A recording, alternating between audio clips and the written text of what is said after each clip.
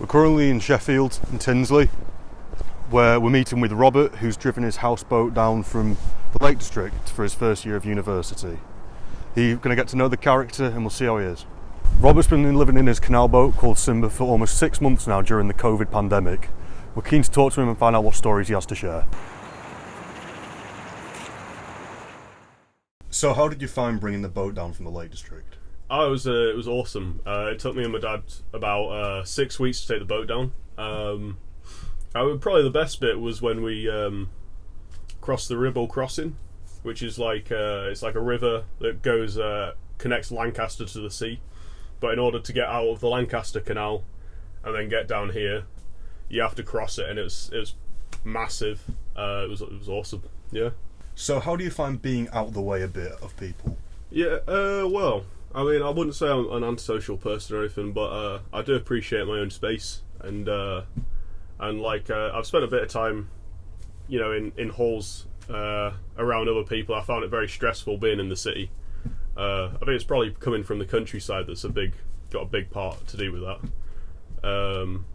So yeah, I don't know. I consider the boat here a sort of a little refuge away from the hustle and bustle of the city. So what's your most memorable moment of being on the boat? Well, I mean, probably was part of taking it up here. I like whenever you go on a boat. Like before I got on the boat, I'd been on a few canal boating holidays, so I sort of already knew what to expect basically before I started living on here. But like when we were taking the boat up, it was like I said, it was my dad's boat, and he passed it on to me, and he had a bit of a captain's mentality, and so he thought he was in charge, and he took it very seriously. He got very stressed out if I was like doing something he saw wrong, so he was like freaking out and going, and we were arguing for like, I don't know, most days for like a week or something. It wasn't good. But it's interesting though, because it sort of showed the reason he was so upset about it is because people develop a weirdly close emotional connection with the boat. Like I guess it's like some people are with cars, but it's like it was honestly weird because my dad, like passing it over to me, like I'd make a joke or something, he wasn't impressed because he actually, to him this boat was like I don't know, it's like it was really, I guess it is like his home, but it was like on another level even. Like it was so sensitive about me mistreating it. If you see what I'm sort of getting at. So I've noticed you're wearing a nice little wristband. I'm wondering if that has anything to do with the boat. Yeah, so this doesn't really have anything to do with the boat. This is just like your everyday kind of Brillo pad.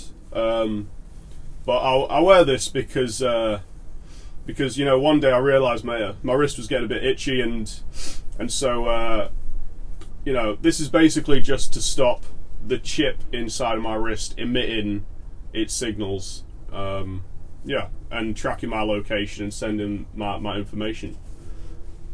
So you said about being chipped. Does that have to do anything with like living in the boat as well?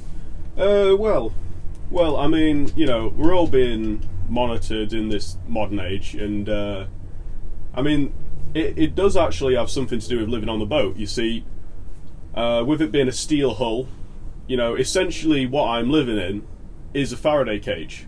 And if you don't know what a Faraday cage, it's a mesh of metal that stops infrared, stops what's the word? Electronic radiation coming through. So I mean, most relevantly, that'll be 5G. It will stop 5G waves coming in and having an effect on your body. Yeah. So the thing with the bracelet is, in this modern surveillance state, we've got facial recognition being rolled out everywhere. We've got all of our data being mined and harvested all over the internet, and basically the central banks are going to be trying to use RFID chips in order to track pretty much everyone. And I think that through the data mining, they might understand that, I'm against that. And so basically, this may be overboard, but I'm being extra vigilant. I felt something funny in my wrist, and it could be a chip.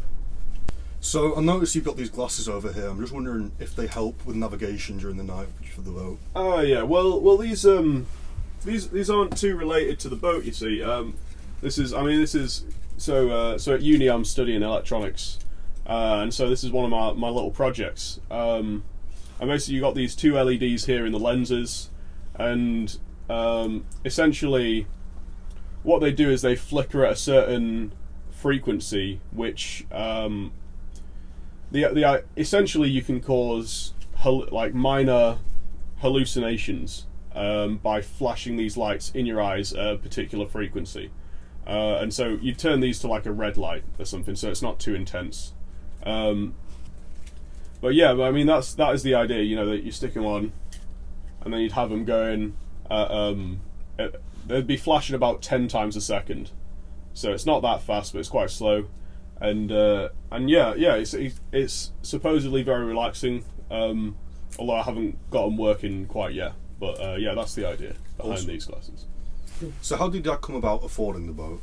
Yeah, well, it's an interesting story. You see, our family's always been quite prudent with money because of our Jewish heritage, basically, and so, you know, back in my hometown, we'd had some issues with some local gypsies, and so me and my dad decided it was fair enough to go and rustle some sheep off them. And so we went, took about 5 sheep dead of the night, stuck them in the back of the trailer, and then we went down to the West Country and sold them at an auction mart. And it raised just about enough proceeds, you know, in the region of about £30,000 to buy this boat, basically. And so that's here we are now. So I've noticed you've got this book on cover-ups, and I'm just wondering what your favourite conspiracy theory is. Well, I think there's a lot of very interesting stuff in that book. I'd highly recommend it, to be fair. But my favourite is probably the Nazi moon base theory, which is where the Nazis back in the mid-40s actually went to the moon, made a moon base, and then hid all of the Jewish gold under the surface of the moon. You know, you see a lot of crazy people think that there's a base that the Nazis built in the Antarctic, you know, in the mid-40s, but that's utterly ridiculous.